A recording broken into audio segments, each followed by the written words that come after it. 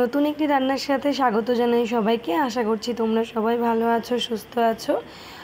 গত দিন আমি তোমাদেরকে পটলের একটি আমিষ রান্না দেখিয়েছিলাম রুই মাছ দিয়ে।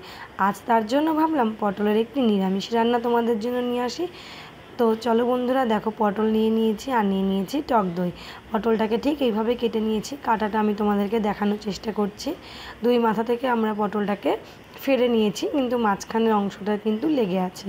এখানে পোস্ত বেশ খানিকটা পরিমাণে এবং অল্প পরিমাণে জিরে, টমেটো, আদা এবং কাঁচা লঙ্কা বেটে নিয়েছি। এদিকে টক দইটাকেও আমরা ভালো করে ফেটিয়ে নিলাম। এবার পটলগুলোকে লবণ হলুদ মাখিয়ে আমরা একে একে সব লাল লাল করে এপিট ওপিট ভেজে নেব।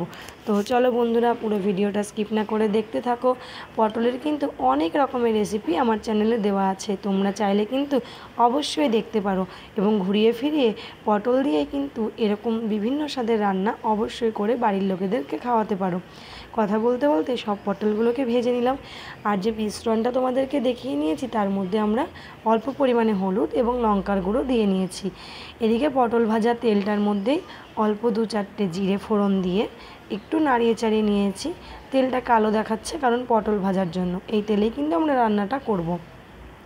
এবার আমরা 3টে কাঁচা লঙ্কা দিয়ে এখানে যে পেস্টটা আগে থেকে করে নিয়েছিলাম সেটাকে ভালো করে দিয়ে দিলাম। আমাদের পটলের পরিমাণ অনুযায়ী আমরা পোস্ত, জিরে, আদা, কাঁচা লঙ্কা এবং একটা টমেটো ব্যবহার করেছি। তোমরা পটল যদি বেশি হয় সেই পরিমাণে তোমরা ব্যবহার করবে। এবং তার মধ্যে অল্প পরিমাণে লঙ্কার গুঁড়ো এবং হলুদ দিয়ে নিয়েছি। ভালো করে তেলের সঙ্গে মিশিয়ে দিচ্ছি যতক্ষণ না পুরো মশলাটা কষে গিয়ে মশলা থেকে তেল ছেড়ে দেয়। তো চলো বন্ধুরা, ভিডিওটা দেখতে থাকো।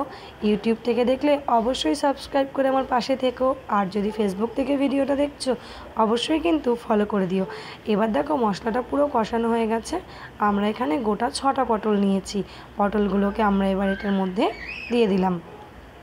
ভালো করে পটলের সঙ্গে মশলাগুলোকে এবার আমরা মাখিয়ে নিচ্ছি। সুন্দরভাবে মিশিয়ে নেওয়ার পরে খানিকক্ষণ পরেই দেখতে পাবে সুন্দরভাবে কিন্তু এটার থেকে তেল ছেড়ে দিয়েছে। পটলের বিভিন্ন রেসিপি কিন্তু আমার চ্যানেলে তোমরা পেয়ে যাবে অবশ্যই, ভালো করে যদি দেখো চ্যানেলটাকে। এবার দেখো আমরা ফেটিয়ে রাখা টক দইটা কিন্তু দিয়ে দিলাম।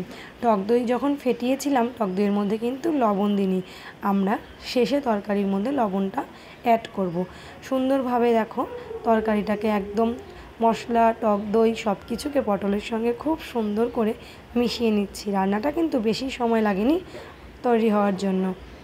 তো চলো বন্ধুরা, স্কিপ না করে পুরো ভিডিওটা দেখতে থাকো। লাস্টে কিন্তু এই রান্নাটার মধ্যে আমরা একটা খুব সুন্দর জিনিস ব্যবহার করব, সেটা দেখার জন্য পুরো ভিডিওটা কিন্তু অবশ্যই দেখতে হবে।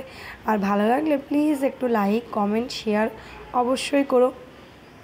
এবং ছোট্ট একটি মতামত দিয়ে জানিও আমার ভিডিও তোমাদের কেমন লাগে। এবার আমরা অল্প পরিমাণে জল দিয়ে 2 মিনিটের জন্য ঢাকা দিয়ে রাখবো। 2 মিনিট পরে ঢাকনা খুলে আবার দেখব। এদিকে আমরা একটা ছোট্ট বাটির মধ্যে উষ্ণ উষ্ণ গরম জল নিয়েছি, তাতে আমরা 1 চামচ আমুল দুধ দিয়ে দিলাম। এই আমুল দুধটা কিন্তু আজকে আমরা রান্নার মধ্যে ব্যবহার করব। দেখো 2 মিনিট পরে ঢাকনা খুলে তরকারিটা কি সুন্দর ফুটে উঠেছে। এবার আমরা স্বাদ মতন চিনি এটার মধ্যে দিয়ে দিলাম। স্বাদ মতন চিনি দিয়ে আর একটু নাড়িয়ে নিচ্ছি। এবার আমরা দিয়ে দেব স্বাদ মতন লবণ। আমি যেহেতু প্রথম থেকে লবণ ব্যবহার করিনি তাই কিন্তু একদম বেশি খানিকটা স্বাদের জন্য বেশ পরিমাণেই লবণ ব্যবহার করেছি। অবশ্যই লবণটা স্বাদ মতনই তোমরা দেবে। আর দিয়ে দিলাম আমরা গরম মশলার গুঁড়ো। সব কিছুকে সুন্দরভাবে দিয়ে আবার খানিকক্ষণ নাড়িয়ে মিশিয়ে নিলাম সব কিছু। এবার আমরা যে আমুল দুধটা বাটির মধ্যে গুলে রেখেছিলাম সেটা আমরা এবার তরকারির মধ্যে অ্যাড করে দেব। রান্নাটা তোমাদের কেমন লাগলো অবশ্যই কিন্তু কমেন্ট করে জানিও। এই আমুল দুধটা দেওয়ার পরে রান্নাটার গন্ধটা ভীষণ সুন্দর বেরিয়েছিল। সেটা তোমাদেরকে আমার ফোনে তো সম্ভব নয়, তাই তোমরা অবশ্যই বাড়িতে কিন্তু একবার ট্রাই করে দেখতেই পারো আজকের এই দই পটল রান্নাটা। কেমন লাগলো আজকের রান্না প্লিজ কমেন্ট করে সবাই জানিও। সবাই ভালো থেকো, সুস্থ থেকো, সব সময় সাবধানে থেকো। ধন্যবাদ সবাইকে আমার ভিডিওটা দেখার জন্য।